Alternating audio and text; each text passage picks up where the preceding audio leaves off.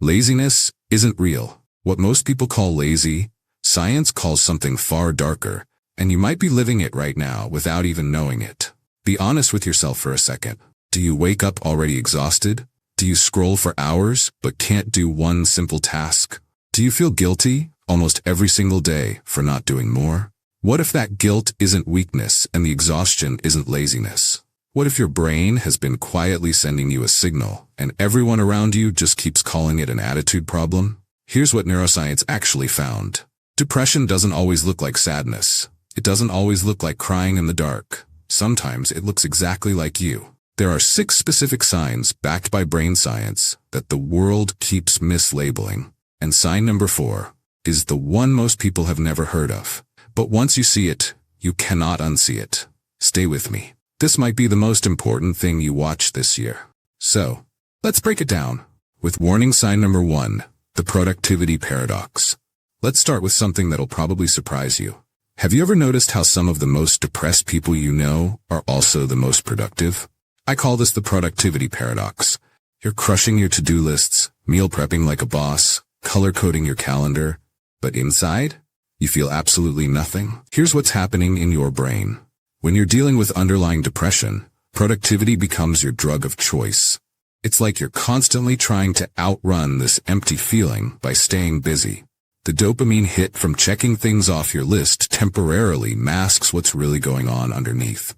A fascinating study from 2022 found that people showing early signs of depression often exhibit something called compensatory hyperproductivity. They're not lazy, they're working overtime to feel normal. But here's the amazing part. This kind of productivity isn't sustainable. It's like running a car on fumes. You might go fast for a while, but eventually you're going to break down. And when you do, it's not pretty. The warning sign? If your productivity feels more like desperation than motivation. If missing one item on your to-do list sends you into a spiral. If you're productive, but never satisfied. That's your brain trying to tell you something. Warning sign number 2. The social media detective. Alright, let's talk about something we all do, but rarely admit. This happens when you're scrolling through social media, but you're not really enjoying it. You're investigating, analyzing and comparing your behind the scenes with everyone else's highlight reel. But here's where it gets weird. Recent research shows that people in the early stages of depression spend 70% more time on social media than usual, but report feeling less connected than ever. You're not scrolling for fun, you're scrolling for evidence that everyone else has it figured out while you're falling behind. I remember doing this myself. At 3 a.m., I was deep in someone's vacation photos from 2019, wondering how they could afford that trip. Or I was staring at a friend's workout video, feeling personally attacked by their dedication. It wasn't entertainment, it was self-torture, with a side of comparison. The algorithm doesn't help either. It feeds you exactly what keeps you engaged, which often means content that triggers your insecurities. You start following accounts that make you feel worse about yourself, not better. What's the warning sign here? If social media feels like research instead of relaxation, if you're constantly taking screenshots to motivate yourself later, but never actually feeling motivated, if you're more interested in other people's lives than your own, there may likely be depression lurking in. That's not inspiration. That's your brain looking for proof that you're not enough. Warning sign number 3. The help-seeking marathon. This one's gonna sting a little. You've got 17 self-help books on your nightstand.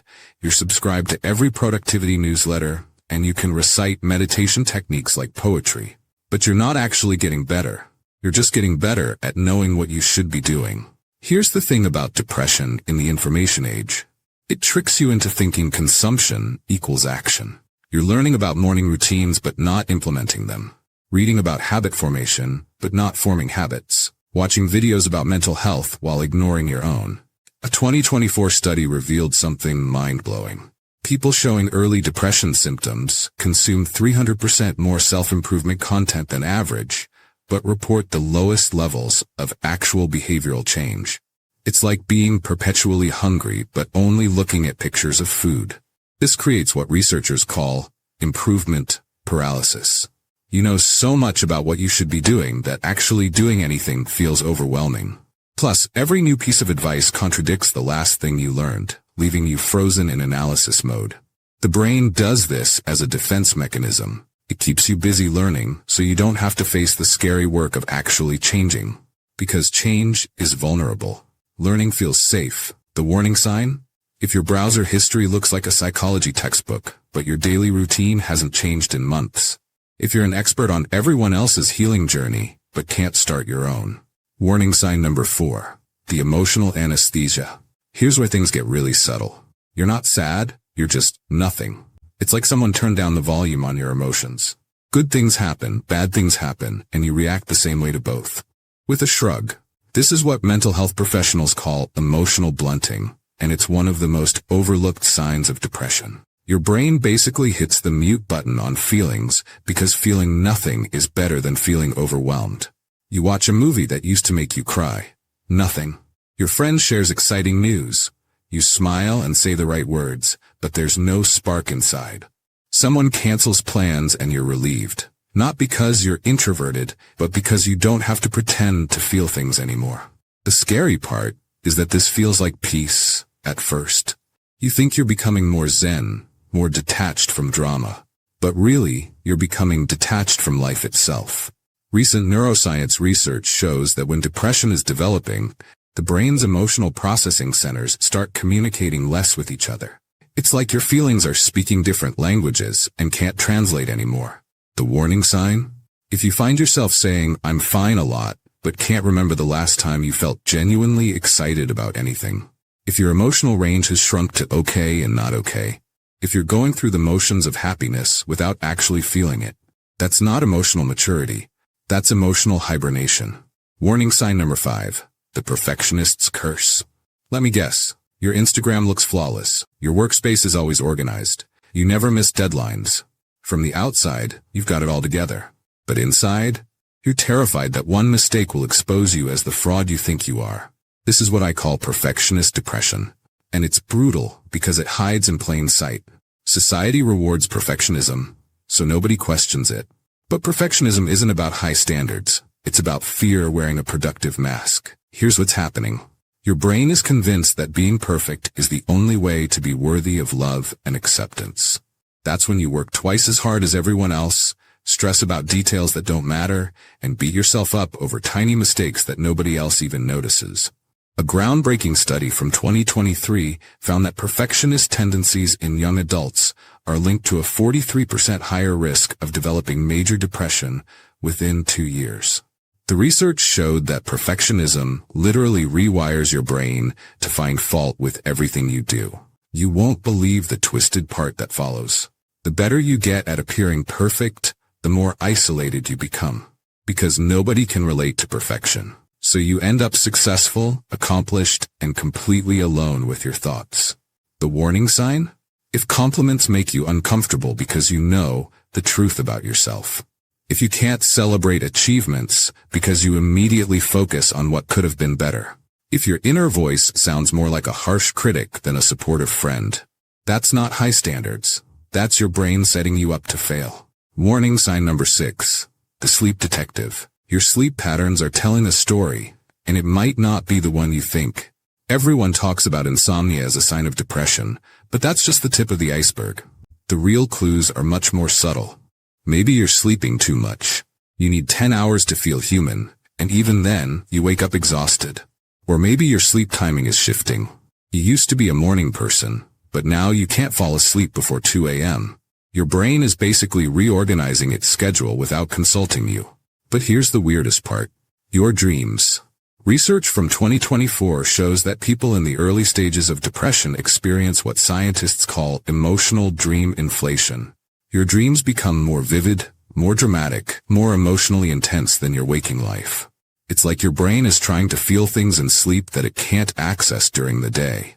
You might start having dreams about being chased, losing important things, or being late for something crucial. Not nightmares exactly, but dreams filled with anxiety and urgency that leave you drained when you wake up. Your body is also doing something strange. You might be sleeping for hours, but never hitting deep sleep. Sleep trackers show you're spending most of the night in light sleep phases, which is why you wake up feeling like you never actually rested. The warning sign? If sleep stops being restorative. If you're tired regardless of how much you sleep. If your dreams feel more emotionally intense than your real life. If you find yourself using sleep as an escape rather than genuine rest. Your brain is trying to process emotions in sleep that it's suppressing during the day. The hidden truth. Here's what nobody tells you about depression in the digital age. It doesn't look like the commercials. It doesn't look like someone crying alone in a dark room. It looks like your most successful friend who never takes breaks. It looks like the person with the perfect morning routine who secretly feels empty inside. Depression has evolved. It's learned to hide behind productivity apps and wellness routines. It's masquerading as self-improvement and high achievement. And that makes it incredibly dangerous because nobody, including you, sees it coming. The statistics are staggering. According to recent data, over 1/3 of women and 1 in 5 men will be diagnosed with depression at some point in their lifetime. But those are just the people who recognize it and seek help. How many more are walking around with these subtle warning signs, thinking they just need to try harder? The scariest part? We live in a culture that celebrates these warning signs. We praise the person who works 80-hour weeks. We admire the perfectionist who never makes mistakes. We envy the social media detective who seems to know everything about everyone. We're literally rewarding the very behaviors that signal something's wrong. The path to a lasting solution. At this point you may be asking, what do you do if you're recognizing yourself in these warning signs? First, breathe.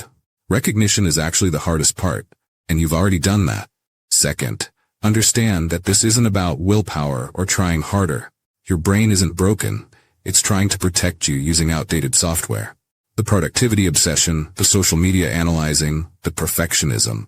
These are all coping mechanisms that worked for a while, but aren't serving you anymore. Start small. And I mean ridiculously small. Instead of overhauling your entire life, pick one tiny thing to do differently. Maybe it's putting your phone in another room for 30 minutes. Maybe it's asking yourself, how do I actually feel right now, once a day? Maybe it's permitting yourself to be imperfect at one small thing. The goal isn't to eliminate these patterns overnight. It's to create tiny cracks in the system that let some light in. Most importantly, consider talking to someone. You don't have to do this because there's something wrong with you, but because you deserve to feel things again. You deserve to be productive because you want to be, not because you're running from something. You deserve social media that actually connects you with people, instead of making you feel worse about yourself. If this video opened your eyes, you're not alone.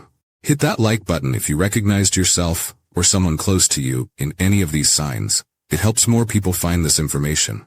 And honestly, share this with someone who might need to hear it. Sometimes we can see these patterns in our friends before we see them in ourselves. Remember, seeking help isn't admitting defeat. It's admitting you're human. And being human means you deserve support, understanding, and genuine connection. Not just the performance of having it all together. What warning sign hit closest to home for you? Let me know in the comments. I read every single one, and your story might help someone else realize they're not alone in this. Take care of yourself. Really, you're worth it.